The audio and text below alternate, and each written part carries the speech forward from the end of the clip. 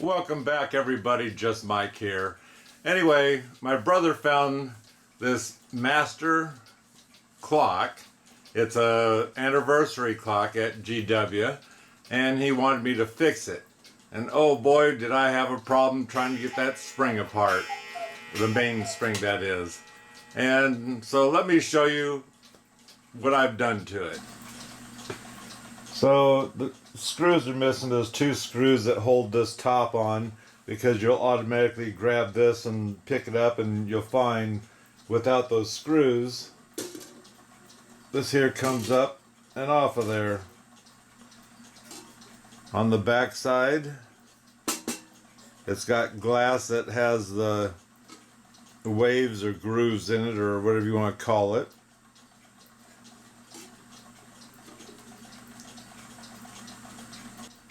Right down here is the lever that will release the pendulum.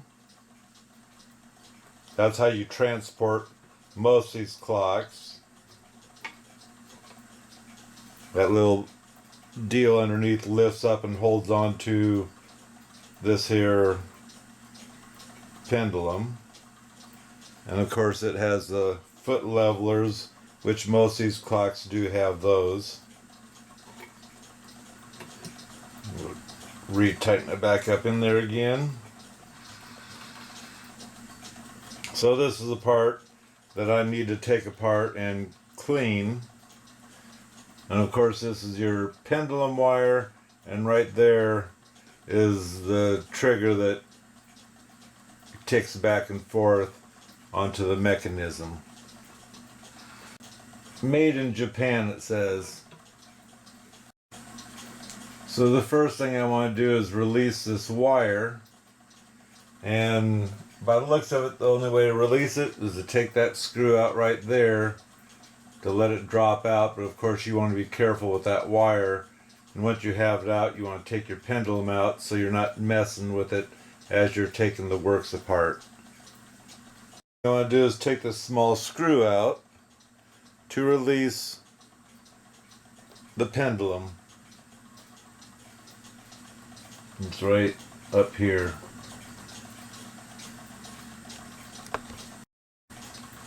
Obviously you want really teeny screwdrivers to be able to fit inside the screw and take it out. So now that screw is out, there's a plate in here that should just come right out.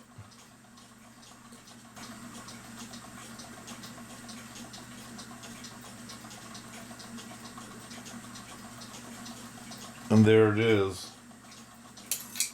Oop. Did break, so let's take it all the way out by releasing the pendulum all the way down.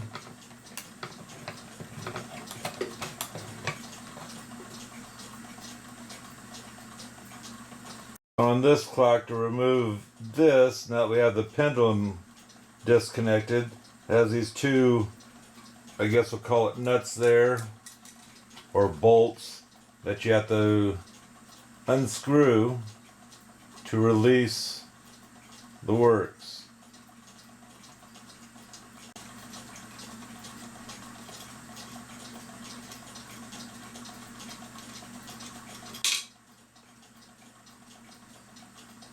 Now the works is released, so I can finish the job. And I don't know if you can read what's on here.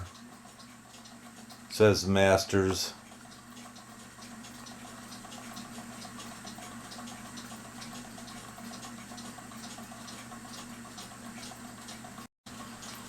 So now, leaving this intact, to get the frame off, it has, I'm going to call them nuts, but they're actually a set screw and a brass piece.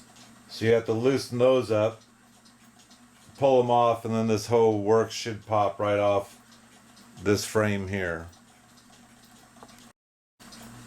So here we have to release the hands so we can get the face off the works.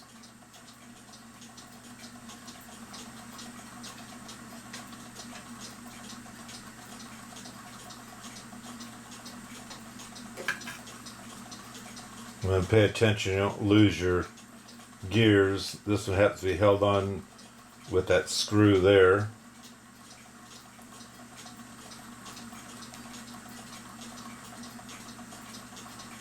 And so now I need to take this plate off in order to get this works out. And like I say, I've already cleaned the gears because back when I wasn't afraid to do that, but I always have been afraid to take this apart. And now that I've started doing that by hand and whatnot, it's still a little bit scary, but it can be done. Okay, we removed the 4 nuts here on the back side, and they also came with a washer first so you didn't scar up your plate. And so by the looks of it, oh, we forgot, we need to let the spring down because I'm sure it's wound up all the way. So I'm going to set the nuts back on here because that would be disastrous. I'm not adding the washers, I just plan on putting them on here in order to make it a little bit safer letting that spring down.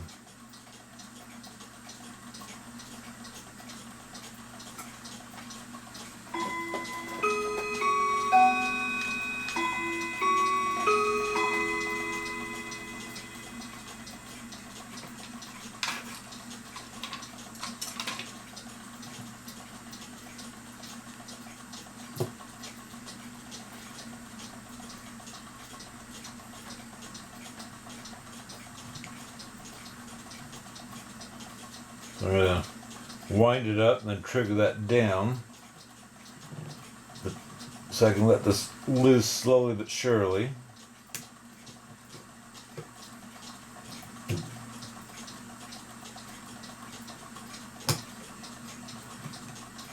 So that wasn't much on there. So this thing ran a little bit, even though my brother may have not seen it run.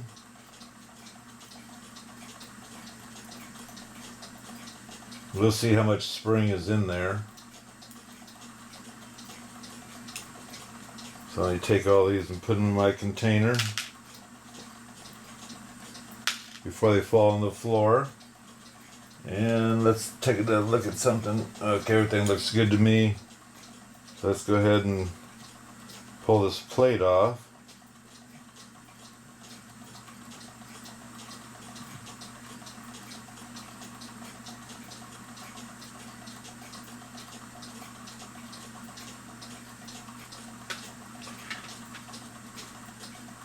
And let me take a picture of this while it's sitting here, because like I say, pictures are the best thing you can do. So like I said before, I've cleaned all those gears, and the only thing I really need to take out is this, so I can clean it.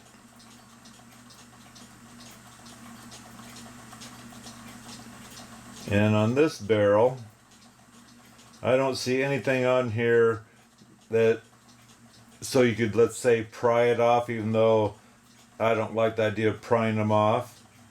What I'll be doing is smacking this end here onto a 2x4 and making this shaft pop that out. That thing's not about to come out of there.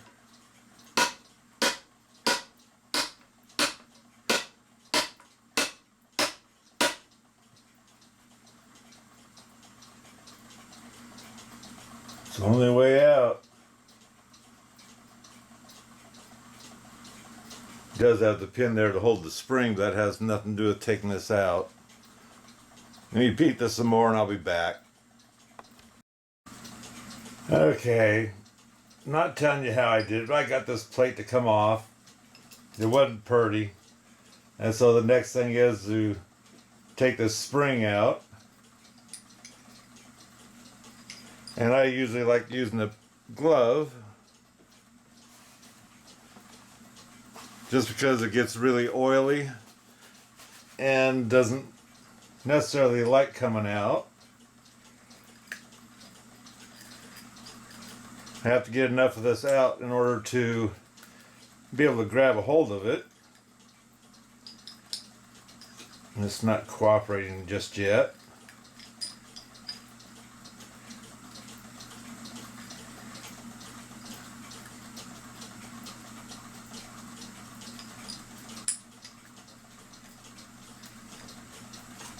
It's hard to grip onto this thing. Try these. Here we go.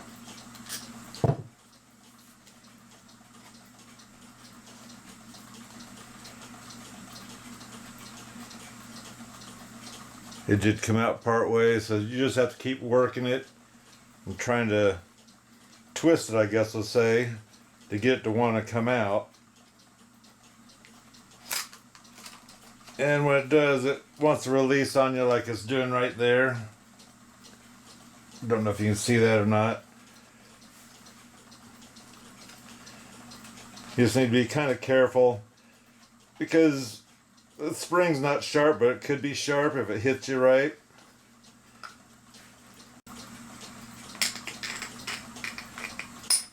There we go. Now I don't know if you can see that or not, but this, let me get a little closer here. Let me get my glove off. So there you can see how corroded this is.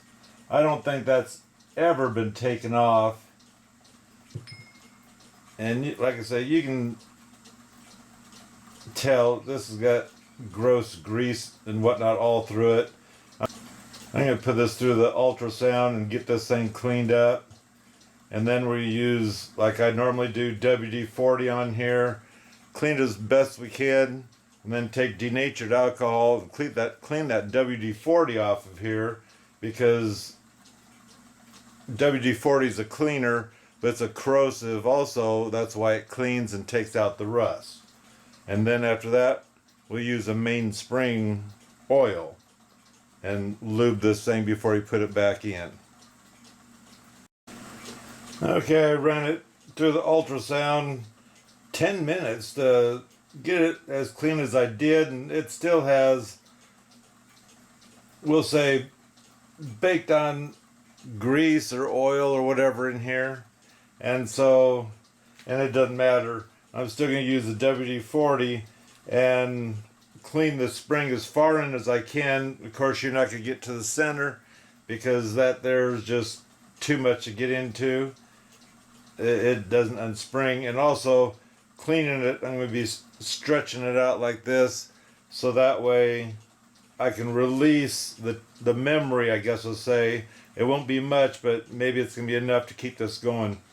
It's amazing to see this small of a spring actually run that clock for 400 days.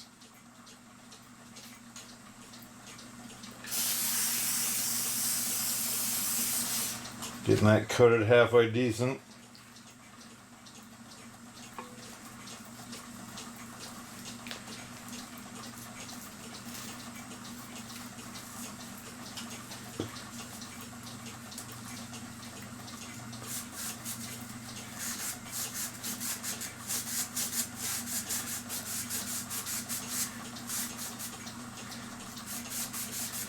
Now, according to Dad, he is saying that this clock almost from day one has never really ran. And so he gave it to his sister, which she collected antiques. And then when Dad moved again, I guess she couldn't get it running, so she sent it back to Dad. And that's why eventually here in town, that was before Dad was getting into clocks, he brought it in to the clock shop to have them get it running again, and don't know if it really ran or not by the looks of this. And for what it took to get that case open, I don't think this was ever opened up and clean. Now you can see I can't get any further than that.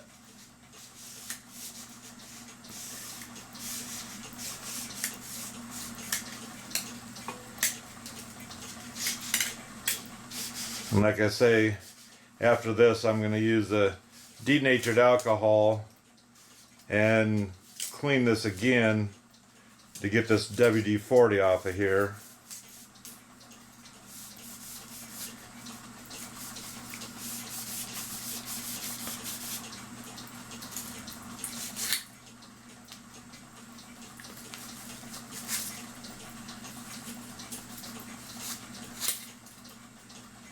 So let me go ahead and get the WD-40, get this cleaned up, and then I'll be back when I get ready to put the oil back on here.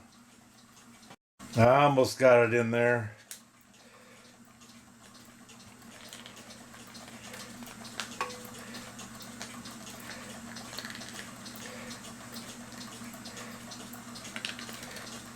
The idea is keeping this pushed down and keeping it at an angle so it will go in. And even though this is the most difficult right at the end, sometimes it's very satisfying because it will pop right in. I don't know if this will help or not. Yeah.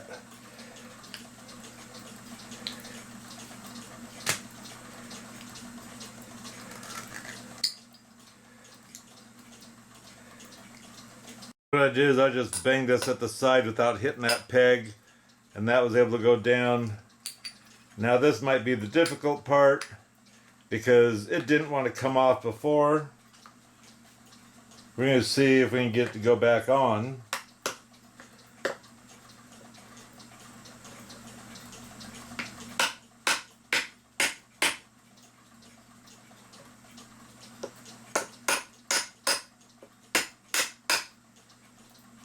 That went on a heck of a lot easier than it did coming off. Okay, I got the barrel setting in there. I got these two nuts on, and now I just need to finagle the rest of these gears to come through here so I can get the other nuts on. Okay, I got the movement ends screwed in from the bottom. And now to get this back in.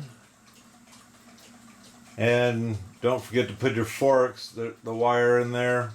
It has to be centered in there, and also get it up here where you can get the screw in.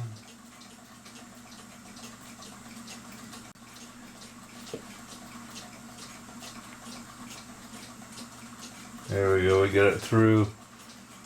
Now I use my real fine point, which that's what it's going to take. Fine point screwdriver to get that to go all the way through and snug it up. So I didn't have to adjust any wires or screws or anything else because I didn't take it apart, but there is a such thing as getting this to the right height onto your, let's call it, this here is part of the pendulum, in order for this thing to tick. And you might have to, if you had to change the wire, you might have to loosen this and move it up or down in order to get it on there.